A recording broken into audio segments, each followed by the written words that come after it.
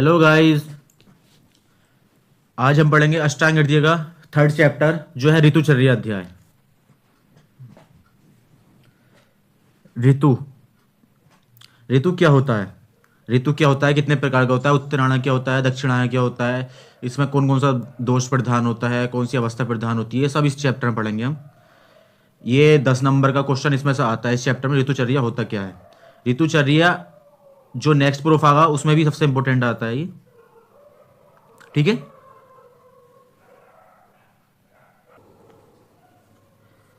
तो चलिए शुरू करते हैं। ऋतु विभाजन, क्लासिफिकेशन ऑफ सीजन्स। सीजन जो है कितने टाइप के होते हैं, ऋतु विभाजन, ये इस चैप्टर का सबसे इंपॉर्टेंट श्लोक है। स्टार बना लो इसमें। मासे द्विसंख्य माग्र अदय किरमात षड्त्रप स्मृता शिशिरोथ है वसंतश्चय ग्रीष्मो वर्षा शरद रीमा। अर्थात मास जो होते हैं, महीने 12 होते हैं, शिशिर और जो वो होती हैं ऋतु होती हैं वो 6 होती हैं। कौन कौन सी ऋतु होती हैं? शिशिर, वसंत, ग्रीष्म, वर्षा, शरद और हेमंत। शिशिर को क्या कहते हैं? शिशिर जो आती है वो विंटर में आती है, जो जनवरी फरवरी वाला महीना होता है उसमें शिशिर आती है। बसंत, बसंत होता है स्प्रिंग, जो मार्च अप्रैल दो महीने का एक जो ऋतु होती है वो 2 महीने की होती है। ठीक है। शिशिर जो होता है इसका जो जो हिंदी में नाम होता है वो होता है माघ फाल्गुन।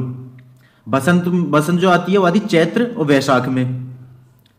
ग्रीष्म आती है ज्येष्ठ आषाढ़ में। वर्षा श्रावण और भाद्रपद में। जो हमारी दादी नानी कहती थी ना, मास फाल्गुन ये वाला, ये सब वो है। थोड़ा अजीब सा लग रहा होगा लेकिन धीरे धीरे याद हो जाएगा।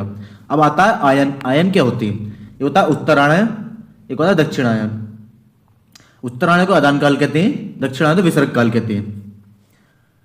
और मॉडर्न के अनुसार मास फाल्गुन को जैन, जो मास फाल्गुन आता है और जैन फेब वाला जो मंथ आता है वो, और फेब से मार्च तक ये शिशिर रहती है, शिशिर ऋतु। ठीक है। बसंत कब होती है? बसंत भी उत्तरायण में होता है, मार्च से अप्रैल और अप्रैल से मई। ग्रीष्म उत्तरायण में आती है, मई से जून, जून से जुलाई। वर्षा, वर्षा आती है दक्षिणायन में। कभी कभी आ जाता है कि दक्षिणायन की पहली जो ऋतु कौन सी आती है वो आती है वर्षा। या उत्तरायण की आखिरी ऋतु कौन सी है? ग्रीष्म। पहली कौन सी? शिशिर। ठीक है। वर्षा, वर्षा को कहते हैं श्रावण भाद्रपद। ये दक्षिणायन की ऋतु है, ये आती है जुलाई अगस्त, जुलाई से अगस्त तक, अगस्त से सितंबर तक। ठीक। फिर आता है ऋतु जो आती है उसके बाद शरद। शरद को होती है ऑटम, इसका अश्विन में आती है और कार्तिक। ये दक्षिणायन में आती है, सितंबर से अक्टूबर, अक्टूबर से नवंबर, इसके बीच का जो मंथ आता है टाइम पीरियड, इसमें जो शरद ऋतु आती है। हेमंत, हेमंत कहते हैं मार्गशीर्ष पोष, पोशाक, कुछ भी कह सकते हैं जो अच्छा लगता है आपको, लेकिन ये जो पोष होता है वैसे। ये भी दक्षिणायन की आखिरी ऋतु है, ये आती है नवंबर दिसंबर, जो आता है शिशिर ऋतु से पहली वाली, सबसे इंपॉर्टेंट ये होती है। अब आता है उत्तरायण, जिसे आदान काल कहते हैं। उत्तरायण में 2 ऋतु आती है, शिशिर, वसंत, ग्रीष्म, विंटर, स्प्रिंग, समर। आदान काल, आग्नेयता। आदान काल आ गया सूर्य के उत्तर दिशा की ओर, अर्थात जब सूर्य उदय होता है उसकी उत्तर दिशा की ओर जाने से आदित्य, सूर्य और वायु अत्यंत तीक्ष्ण यानी शार्प और उष्ण, रुक्ष होता है, ड्राइनेस जो रूखापन से होता है, हो जाते हैं।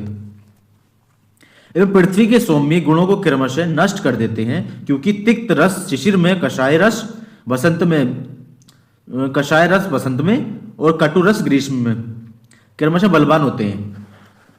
बलवान मतलब डोमिनेंट होते हैं। यही कारण है कि आदान काल आग्नेय होता है। अभी बताते हैं आपको क्या क्या होता है। दक्षिणायन, दक्षिणायन जो होता है वर्षा आती है, शरद आती है ऋतु और हेमंत, 3 ऋतु आती है इसमें। विसर्ग काल, इस काल में बल का विसर्ग हो जाता है। कैसा होता है आज बताते हैं। इसमें सौम्य होने से चंद्रमा बलवान होता है, अर्थात दिन छोटे होते हैं, रातें बड़ी होती हैं, और सूर्य का बल क्षीण होता है, यानी सूर्य का बल कम हो जाता है, चंद्रमा का बल ज्यादा होता है। इस काल में आसमान मेघाच्छन्न, वर्षा होना तथा पवन के शीतल होने से भूतल का ताप शांत हो जाता है। सर्दी तभी रहती है ना। विसर्ग काल होने से स्निग्ध रस क्रमशः वर्षा ऋतु में अम्ल रस, शरद ऋतु में लवण रस और हेमंत ऋतु में मधुर रस बलवान होता है। इसकी पूरी चार्ट फॉर्म में बताऊंगा आपको कैसा करना है। ऋतु के अनुसार बल एवं रस वृद्धि, ये कुछ नहीं आता, सिर्फ ये टेबल याद कर लो, इससे इंपोर्टेंट कुछ नहीं है। शिशिर रस, शिशिर ऋतु में क्या होता है?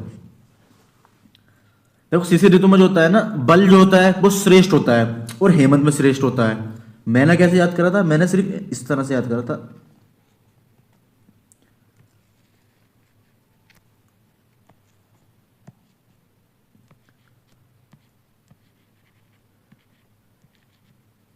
ठीक, अर्थात जो लास्ट में होता है ये सबसे ज्यादा यहां होता है। शिशिर वसंत ग्रीष्म वर्षा शरद हेमंत, क्रम से ही याद कर लो तभी फायदा है, ऐसा नहीं कुछ भी याद कर ले, क्रम से याद करो। अब रस क्या होते हैं आपको? क्रियाशील, लवण, अम्ल, कटु, कषाय, तिक्त। मधुर जो होता है सबसे ऊपर आता है मधुर, ठीक, मधुर, लवण, अम्ल, कटु, कषाय, तिक्त। हेमंत में मधुर बलवान होता है, शरद में लवण होता है, वर्षा में अम्ल होता है, ग्रीष्म में कटु होता है, बसंत में कषाय रस होता है, शिशिर में तिक्त रस बलवान होता है। इसका जो बल होता है हेमंत में सबसे ज्यादा होगा और शिशिर में सबसे ज्यादा होगा। बसंत में, ग्रीष्म में थोड़ा कम होगा, मॉडरेट होगा। ग्रीष्म और वर्षा इन दोनों में सबसे कम होता है। अब आती है हेमंत ऋतु। हेमंत ऋतुचर्या सबसे इंपोर्टेंट है, ऋतुचर्या आती है तो उसमें सबसे इंपोर्टेंट ये आती है हेमंत ऋतुचर्या। मधुर, अम्ल, लवण रसयुक्त पदार्थों का सेवन करना चाहिए। आहार, भोजन में गेहूं, पिष्ट यानी चावल का आटा जो पिसा हुआ होता है, उड़द, गन्ने और दूध के रस प्रिय पदार्थों का सेवन करें।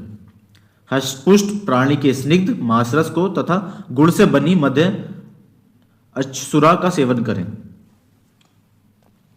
विहार क्या होता है?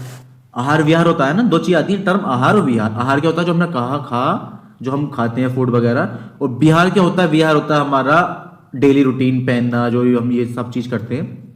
आहार विहार इसलिए एक साथ आता है, खाया पिया इस तरह से।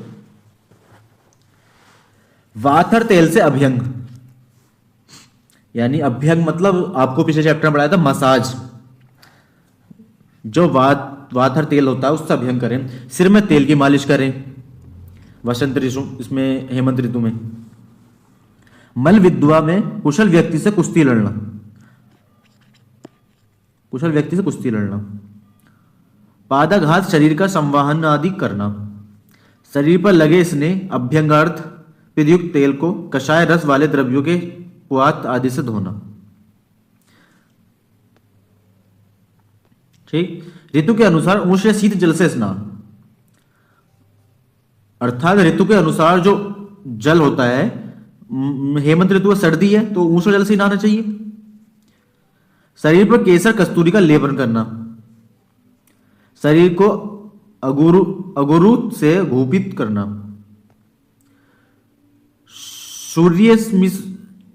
सूर्य रश्मियों को सेवन करना, स्वेदन करना और सदा पाद त्राण करना।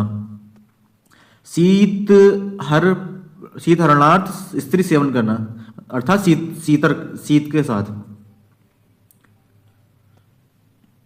अंगारों से संतप्त घर में, घर के अंदर बने घर में या भूमि के अंदर बने घर में रहना आदि। ठीक, फिर शिशिर ऋतुचर्या। हेमंत ऋतुचर्या का शिशिर ऋतु में विशेष रूप से प्रयोग करना चाहिए। सेम रूटीन इधर को फॉलो कर दो, ठंड का जो मौसम होता है उसमें सेम रूटीन यहां कर दो, क्योंकि इस ऋतु में शीत अधिक होती है और आदान काल के कारण हुई रुक्षता भी अधिक होती है। तेल रुक्षता होगी तो हम तेल का ज्यादा यूज करेंगे। बसंत ऋतुचर्या, शिशिर ऋतु के आहार एवं विहार से अधिक मात्रा में संचित कफ का वसंत ऋतु में सूर्य की किरणों द्वारा कफ का विलय होकर जठराग्नि का हास हो कफ विकार उत्पन्न करता है। जठराग्नि कम कर देता है या क्षय कर देता है, कफ विकार उत्पन्न कर देता है, कफ वाले जो विकार होते हैं उसको उत्पन्न कर देता है। इसमें आहार क्या करने चाहिए? पुराने जौ, गेहूं, मधु तथा जांगल प्राणी के सूल्य मांस का भोजन करना चाहिए। मोस्टली तो आता है जांगल प्राणी को, कुछ भी नहीं आता तो ये तो लिख दो जांगल प्राणी, क्योंकि ठंड का मौसम है, हम जितनी गर्म चीजें ले सके इतना अच्छा है। आम्ररस स्वच्छ आशव अरिष्ट सीधु मार्दिक और माधव का तथा आद्रक रस सार चंदन जहल शहद का शरबत तथा नागर मोथे से बने जल का, जैसे कि आम का रस जिसमें आम का रस मिला होता है, का पान। वर्ज्य आहार, वर्ज्य आहार क्या होते हैं? इस ऋतु में गुरु शीतल पदार्थ, दिन में सोना, स्निग्ध खाद्य पदार्थ, अम्ल तथा मधुर रस प्रधानों का सेवन ना करें।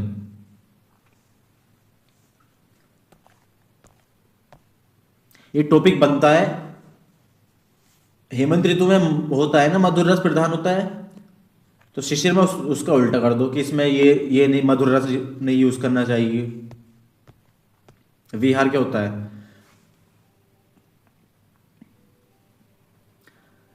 कफग्न कर्म तीक्ष्ण नस्य, नस्य मतलब नोजल जो ड्रॉप डालते हैं हम वगैरह वो, वमन व्यायाम ऊर्ध्वतरण व्यायाम एक्सरसाइज ऊर्ध्वतन उपटन वगैरह लगाते हैं। शरीर पर अगरू चंदन कपूर और कुकुम का लेपन, क्रीडाकालीन मनोग कथाओं का श्रावण करना चाहिए। विविध पुष्प युक्त वृक्षों वाले सुगंधित वनों में मध्याह्न काल सुख पूर्वक व्यतीत करना चाहिए।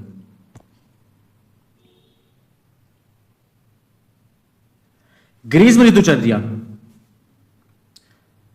ग्रीष्म ऋतु में जो होता है, सूर्य ग्रीष्म ऋतु में और अधिक उष्ण हो जाता है, जो जून जुलाई वाला टाइम आता है ना, और जगत के स्नेहन को सुखाता हुआ प्रतीत होता है। इसमें श्लेष्मा प्रतिदिन क्षीण होता है और बाद की वृद्धि होती है, कफ का क्षय होता है। बाद एक दूसरे के एंटी पैरेलल होते हैं, बाद बढ़ेगा कफ घटेगा, कफ घटेगा बाद बढ़ेगा। आहार विहार क्या करना चाहिए इसमें? लघु स्निग्ध हिम और द्रव अन्न का सेवन, स्नानोपरांत स्नान के बाद सत्तू में शर्करा मिलाकर चाटना, मद्यपान न करना, जो अल्कोहल वगैरह होता है वह नहीं करना, अल्प मात्रा में पान करना अथवा बहुत पानी मिलाकर पान करना। ठीक। सफेद साली चावल, शाली चावल जो होता है ना, एक टाइप का साली चावल आता है, थोड़ा सा वैसा लंबा सा, वो शाली चावल होता है। जांगर प्राणियों के मांस रस के साथ सेवन, मिट्टी के बर्तन में रखकर पंचसार का सेवन, रात्रि के समय शर्करा किरण नामक भक्षीय पदार्थों का शर्करा युक्त भैंस के दूध के साथ पान। इतना ज्यादा याद करने की जरूरत नहीं, 2-3 पॉइंट हर ऋतु में सेम है, इतना याद कर लो बस, इनफ है। लेकिन पढ़ाना सब कुछ पड़ेगा ना। वर्ज्य आहार, लवण कटु और अम्ल रसों का सेवन, लवण कटु और अम्ल रस का सेवन। विहार, शीतल जल से शरीर को सिक्त करता है। सुंदर वनों में सूर्य संताप से बचने के लिए मध्याह्न के में शयन करना, सुगंधित और शीतल जल से संचित तरणकुटी में मध्याह्न में शयन करना, मतलब सोना। रात्रि के समय चंद्रमा की किरणों से व्याप्त ऊंचे महलों की छतों पर शयन करना। रात्रि के समय उस पर सोते हैं ना, हम छत पर सोते हैं, वो वाली बात कह रहा है इसमें। शरीर पर चंदन का लेप करना, माला धारण करना, हल्के और पतले वस्त्र धारण करना जिससे कि गर्मी नहीं लगे, पिलम नाशक उपायों का प्रयोग करना। वर्ज्य विहार, व्यायाम और धूप का सेवन। फिर आता वर्षा ऋतु, आदान काल से अपाचित धातु वाले शरीरों में पहले से ही मंद जठराग्नि और भी मंद हो जाती हैं।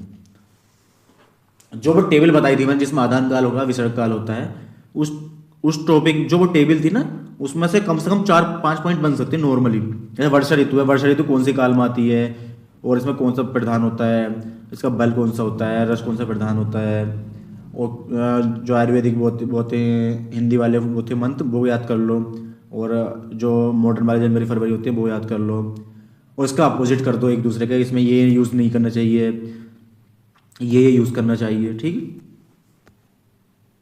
इसका आहार विहार क्या होता है? जठराग्नि को उद्दीप्त करने के साधारण उपायों का पालन। पुराने चावल, जांगल मासरा, देखो ये है ना, ये तो मोस्टली आते ही है, जांगल मासरा, जांगल पुराने का मासरा।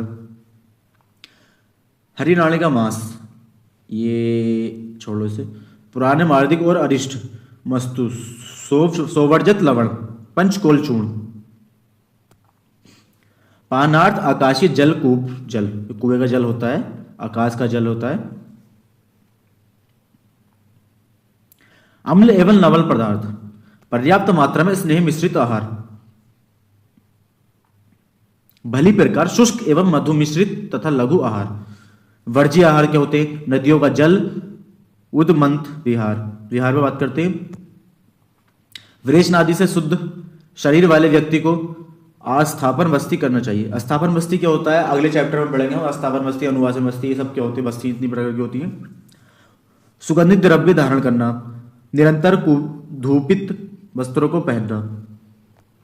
वर्ज्य विहार क्या होता है? पैदल चलना, दिवास्पन, दिन में सोना, आयास्ट, आतप,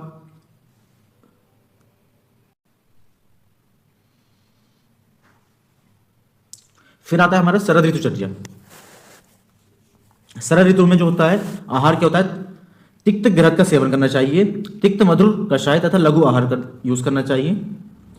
शाली चावल, मूंग, शर्करा, आंवला, पटोल, मधु, जांगल प्राणियों का मांस, आ गया सेम, जांगल प्राणियों का मांस।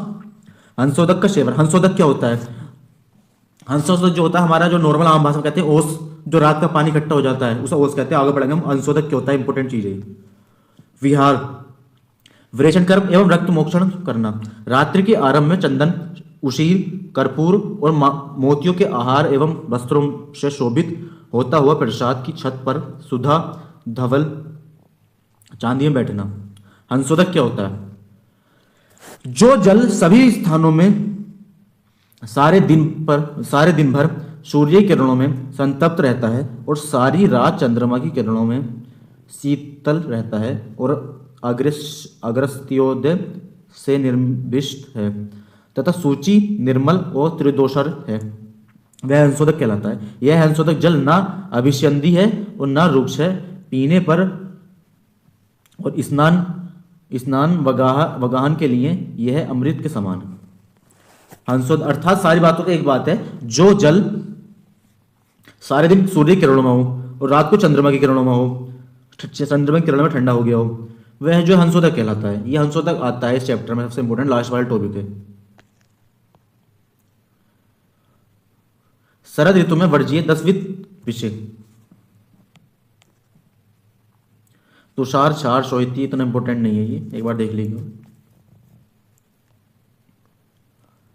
ये आ गई टेबल वाली। हेमंत में जो होता है मधुर अम्ल लवण होता है रस। इसके आहार जो होता है स्निग्ध और उष्ण यूज होता है। शिशिर में मधुर अम्ल लवण होता है, स्निग्ध और उष्ण होता है। वर्षा में मधुर लवण, तीन आती है ना, तीन शुरू के तीन लास्ट के। वसंत में तिक्त कटु कषाय, रूक्ष प्लस उष्ण। ग्रीष्म में मधुर, शीत, उष्ण, स्निग्ध। शरद में मधुर, तिक्त कषाय और रूक्ष और शीत। ये आ गया। ऋतु संधि क्या होता है? एक हंसोदक, एक ऋतु संधि, दो इंपोर्टेंट चीजें में। वर्तमान ऋतु का अंतिम सप्ताह और अगली ऋतु का प्रथम सप्ताह। समाप्त होने वाली ऋतु की सेवन विधि को स्नेह त्याग कर आने वाली ऋतु के नियमों का पालन स्नेह पालन करना चाहिए। अर्थात जो पुरानी ऋतु का 30 दिन होते हैं और अगले महीने के 30 दिन, 7 दिन इस ऋतु के और 7 दिन इस ऋतु के, जो 14 दिन का समय है, ये ऋतु संधि कहलाता है। ठीक है।